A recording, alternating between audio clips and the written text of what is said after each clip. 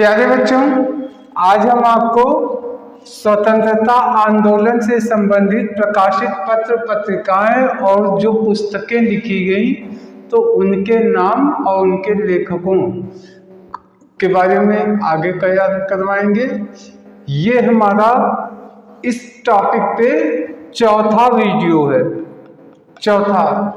और ये सब के सब एग्जामिनेशन ओरिएंटेड हैं। आपकी परीक्षा में इनमें से कोई ना कोई क्वेश्चन पूछे जा सकते हैं। तो आइए देखते हैं अगला।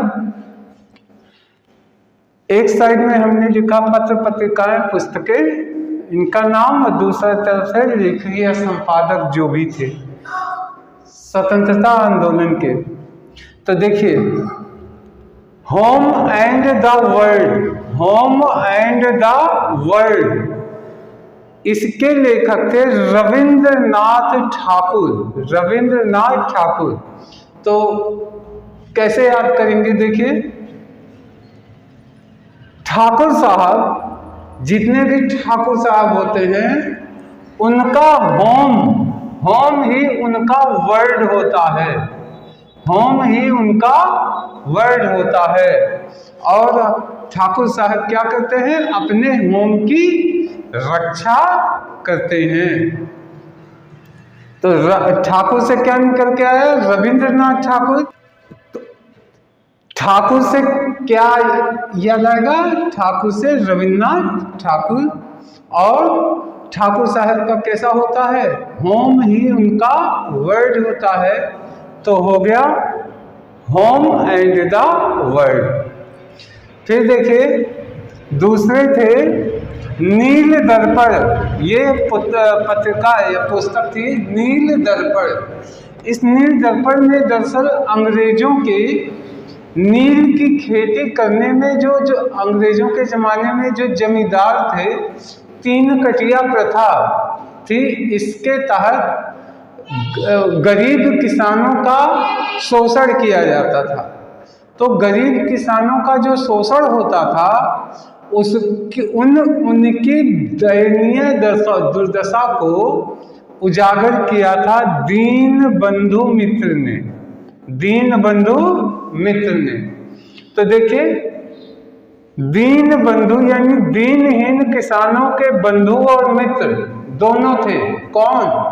जिन्होंने अंग्रेजों को नील की खेती से किसानों की दुर्दशा का दर्पण दिखाया। इसी दुर्दशा पे महात्मा गांधी आकर के चंपारण में पहला सत्याग्रह आंदोलन किए थे। अब आ जाते हैं प्रेमचंद। यहां देखिए, सोजे वतन और कर्म भूमि। सोजे वतन और कर्म भूमि किसने लिखा? प्रेमचंद ने लिखा। ये कैसे याद होगा? देखिए, ऐसे कल्पना करिए कि मुंशी प्रेमचंद का कहना है कि कर्म भूमि जो होती है, वहां पे जो अपनी कर्म भूमि है, अगर आप कर्म करते हैं तो वो वतन को सजा देती है। आपकी कर्म भूमि जिस पे कर्म करेंगे वह पूरे वतन को सजा देगी। यानी कि हर आदमी अपना अपना कर्म करेगा तो पूरा वतन कैसा हो जाएगा? सज जाएगा। अब आते हैं फिर से, अगला है मोहम्मद इकबाल। मोहम्मद इकबाल थे। तो मोहम्मद इकबाल जो है, इन्होंने लिखा था बांगे दरा। बांगे दरा।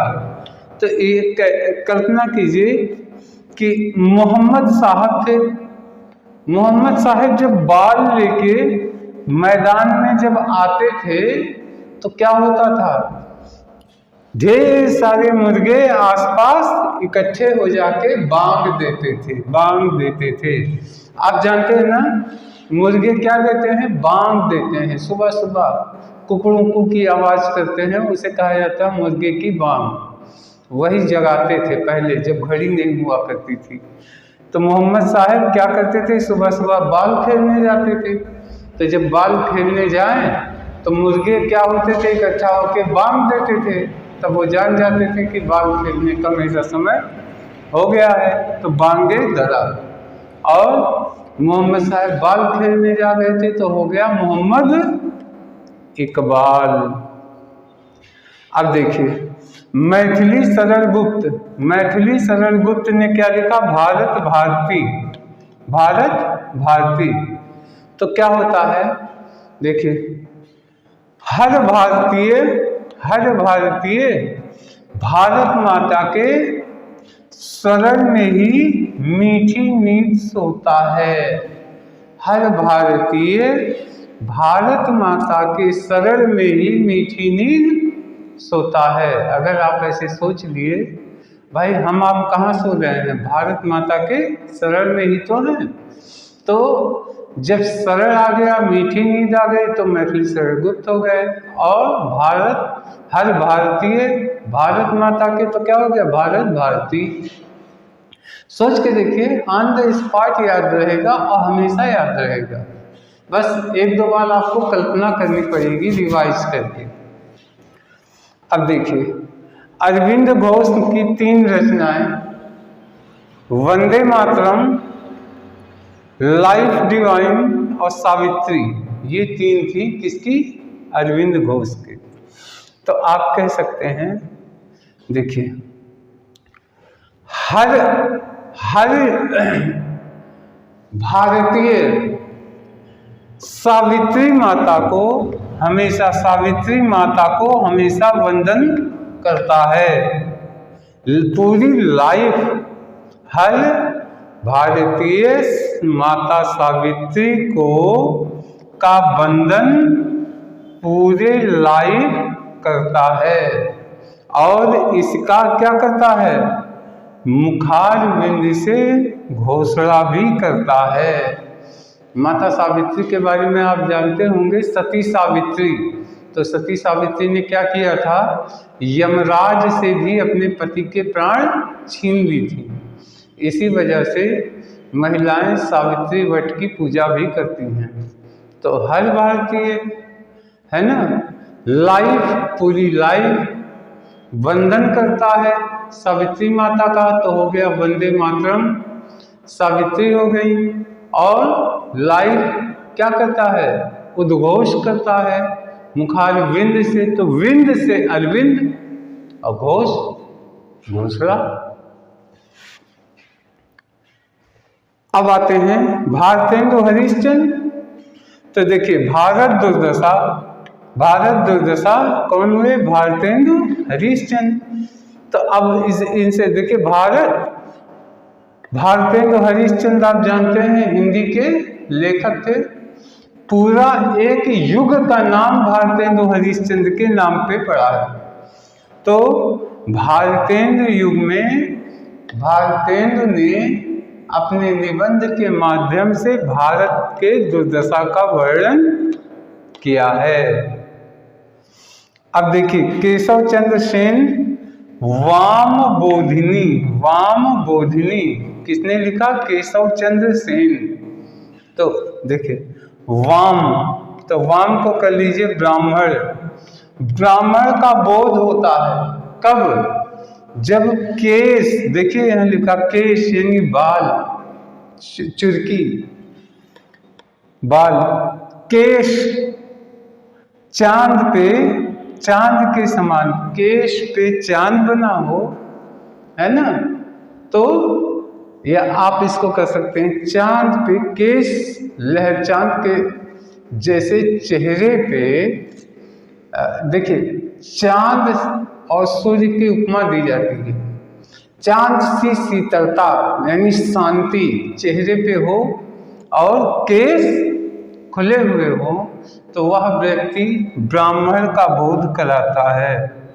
तो वाम बोधिनी यानी केश यानी केशव चंद्र सेन। अब देखिए कांग्रेस का इतिहास पट्टाभी सीतारमैया ने लिखा। तो कैसे कर सकते हैं, एक नेताजी थे, वो गले में सीताराम के नाम वाली पट्टी डाले रहते थे। ठीक, सब लोग ऐसे डालते नहीं पट्टा, और उस पर भगवान का चित्र तो रहता है, तो समझिए कि सीताराम सीताराम लिखा था, वही अंगोछा पट्टा बांध के गले में लटकाते थे और घूम घूम के लोगों के बीच कांग्रेस के इतिहास का वर्णन करते थे। कांग्रेस के इतिहास का, क्योंकि सीताराम, महात्मा गांधी भी अंतिम में जाते समय हे राम कहे थे, यानी उस समय के लोग सीताराम के भक्त हुआ करते थे। अब देखिए, मोहम्मद इकबाल थे, मोहम्मद इकबाल तराने हिंद, तराने हिंद, तो देखिए इसको कह सकते हैं तराने हिंद, यानी हिंद के लोग मोहम्मद साहेब का तराना गाते हैं। भाई हिंद में मोहम्मद साहेब को मानने वाले लोगों की आबादी भारत में दूसरे नंबर पे है, हिंदू हैं फिर मुस्लिम हैं। मुस्लिम लोग मोहम्मद साहेब को मानते हैं, तो मोहम्मद साहेब के तराने ही तो गाएंगे, तो तराने हिंद कौन? मोहम्मद साहेब, तो मोहम्मद से मोहम्मद इकबाल, तराना हिंद। अब देखिए दयानंद सरस्वती, दयानंद सरस्वती, और ये हो गए सत्यार्थ प्रकाश, सत्यार्थ प्रकाश।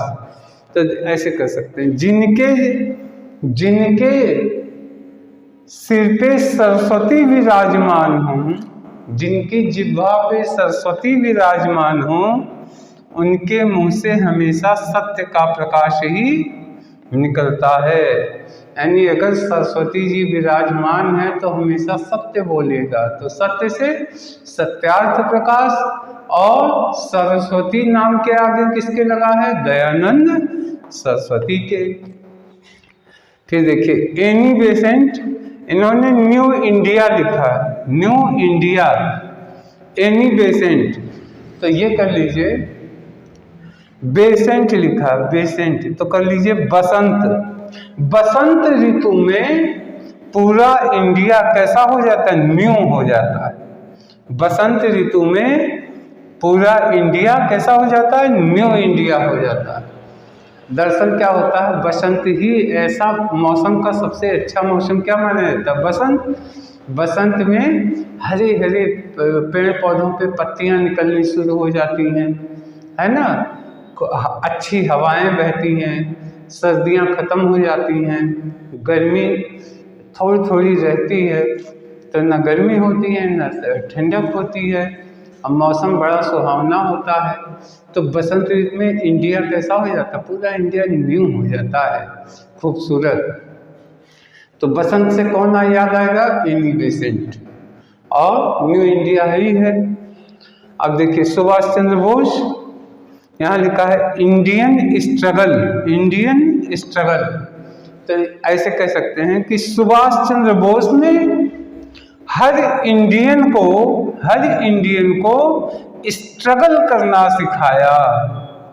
सुभाष चंद्र बोस ने हर इंडियन को क्या करना सिखाया? स्ट्रगल करना सिखाया, संघर्ष करना सिखाया, जीवन से, परिस्थिति से, गुलामी से। तब तो संघर्ष कर रहे थे, तभी तो उन्होंने कहा था तुम मुझे खून दो मैं तुम्हें आज़ादी दूंगा।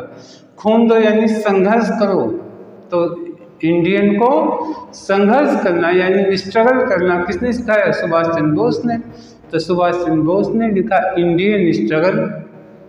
प्यारे बच्चों, ये सब का सब उम्मीद है दिमाग में बैठ गया होगा। एक बार हम जल्दी जल्दी इसको पूरा करके तब फिर कुछ चीज़ों को और आगे बताएंगे, ये टॉपिक ख़त्म करना है।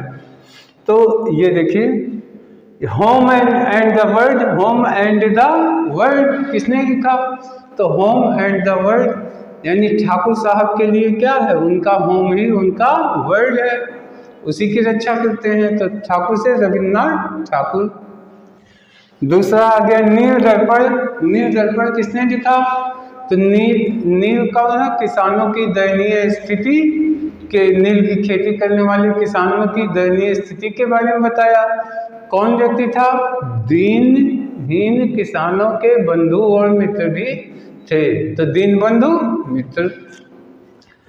फिर हो गया साजे वतन और कर्मभूमि। साजे वतन और कर्मभूमि तो किसने कहा था? तो मुंशी प्रेमचंद ने कहा था कि कर्म भूमि की सेवा करना तो अगर करते हैं तो क्या होगा, हम पूरे वतन को सजा सकते हैं।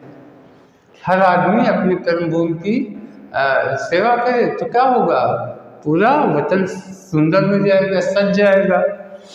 इसके बाद बांगे दरा। बांगे दरा का मतलब है बांगे दरा तो मुर्गे बांग देते थे, तब मोहम्मद साहब उठ के क्या करते थे, एक बाल खेलते थे। इसमें भारत भारती, देखिए भारत भारती तो इसको कैसे कर सकते हैं, हर भारतीय भारत माता के शरण में, शरण तो मीठी नीच होता है, यानी मैथिली शरण गुप्त, तो भारत भारती मैथिली शरण गुप्त। फिर देखिए वंदे मातरम, लाइफ डिवाइन सावित्री, अरविंद घोष। तो क्या हो गया, माता सावित्री का वंदन होता है, यानी वंदे मातरम। दूसरा सावित्री, हर भारतीय क्या कहता है, लाइफ, पूरी लाइफ सावित्री माता का वंदन करेगा, तो लाइफ डिवाइन। मुखार बिंदु से इसका उद्घोष भी करता है ना, तो अरविंद घोष। भारत दुर्दशा, भारत दुर्दशा किसने की, सोच के देखिए, तो भारत दुर्दशा भारतेंदु हरिश्चंद्र, ये भारत के बेटे थे, इनका युग था। अपने लेख के माध्यम से भारत की दुर्दशा का वर्णन इन्होंने किया था। फिर कौन आ गया, वाम बोधनी। वाम बोधनी का मतलब हो गया ब्राह्मण का बोध। ब्राह्मण का बोध कब होगा, जब केश हो ढेर सारे फैले हो तो, और थोड़ा सा चांद दिखता रहे, यानी मुंडन भी करवाते हैं, ठीक। तो हो गया केश चंद्र सेन। इसके बाद कांग्रेस का इतिहास कौन लिखते थे, तो कांग्रेस का इतिहास एक नेताजी थे, वो क्या बांधते थे, पट्टा। पट्टे पे क्या लिखा रहता था, सीताराम सीताराम, तो हो गया पट्टाभ सीता रमैया। इसके बाद तराने हिंद। तराने हिंद कौन गाता है, यानी हिंद के मुस्लिम लोग क्या करते हैं, तराना गाते हैं, किसका, मोहम्मद साहब का, तो हो गए मोहम्मद इकबाल, तराने हिंद। फिर सत्यार्थ प्रकाश। सत्यार्थ प्रकाश, सत्य का प्रकाश किसके मुंह से निकलेगा, जहाँ सरस्वती विराजमान होंगी, तो सरस्वती से Swami Dayanand Saraswati. New India. New India कब होता है, न्यू इंडिया बसंत में होता है, तो कौन हो गए, एनी बेसेंट हो गई। और इंडियन स्ट्रगल, इंडियन को स्ट्रगल करना किसने सिखाया, सुभाष चंद्र बोस ने सिखाया। प्यारे बच्चों, ये सब का सब उम्मीद है कि आपको याद हो गया होगा। अब हम 2-4 और हैं, तो इसको मिटा के फिर दूसरा लिख रहे हैं। ये देखिए हिंदू स्वराज्य, हिंदू स्वराज्य और माई एक्सपेरिमेंट विद ट्रुथ किसने किया, लिखा था महात्मा गांधी ने लिखा था, महात्मा गांधी ने। तो एक तो इसमें गांधी जी ने क्या किया था, सत्य पे अपना प्रयोग बताया था कि कब कब सत्य बोला और उससे उनका क्या फायदा हुआ, क्या नुकसान हुआ।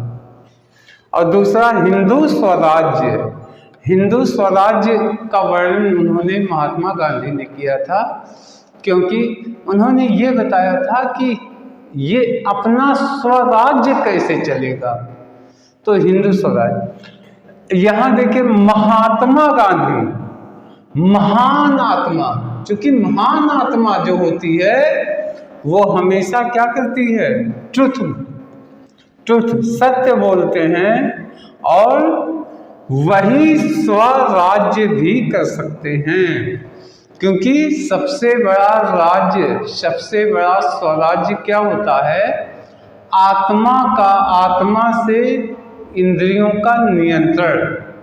तो ये महान आत्मा थे, यानी इंद्रियों पे विजय प्राप्त किए थे, तो ये स्वराज्य के अधिकारी थे। और हमेशा महान आत्मा ही हमेशा क्या बोलेगी, ट्रुथ बोलेगी। तो जब truth, my experiment with truth, truth आ गया यानी सत्य। तो सत्य कौन बोलता था? महात्मा गांधी। दूसरी चीज कि स्वराज्य, उन्होंने कहा था स्वराज्य कैसे करो, अपनी आत्मा से करो। तो हिंदू स्वराज्य का भी वही लेखक थे। दूसरा हो गया आनंद मठ। आनंद मठ के लेखक कौन थे? बंकिम चंद्र चटर्जी। कैसे याद कर सकते हैं? देखिए, कर लीजिए बंकिम, तो कर लीजिए बैंक, बैंक में चटर्जी, तो कर लीजिए चटाई बिछा के नोट गिनने का आनंद खूब है, आनंद होता है। बैंक में क्या करके? चटाई बिछा के, बैंक में नोटिए तो गिनेंगे, तो बैंक में चटाई बिछा के, तो हो गया बंकिम चंद्र चटर्जी। उसका आनंद कुछ और है, तो हो गया आनंद मठ। आनंद मठ के लेखक कौन हुए? बंकिम चंद्र चटर्जी। रविन्द्रनाथ ठाकुर, यहाँ है गीतांजलि, गीतांजलि। तो देखिए ठाकुर जुबान के क्या होते हैं? पक्के होते हैं। तो गीता के उपदेश का ये लोग क्या करते हैं? पालन करते हैं, है ना। गीता के उपदेश का क्या करते हैं? पालन करते हैं। कौन लोग? ठाकुर लोग। क्यों? क्योंकि जुबान के पक्के होते हैं, वचन के पक्के होते हैं। तो इस तरीके से प्यारे बच्चों, आशा है सब का सब आपको याद हो गया होगा। तो इस वीडियो में इतना ही रखते हैं। अब हम आगे फिर नेक्स्ट टॉपिक पे अगला वीडियो देंगे। तब तक के लिए धन्यवाद, नमस्कार।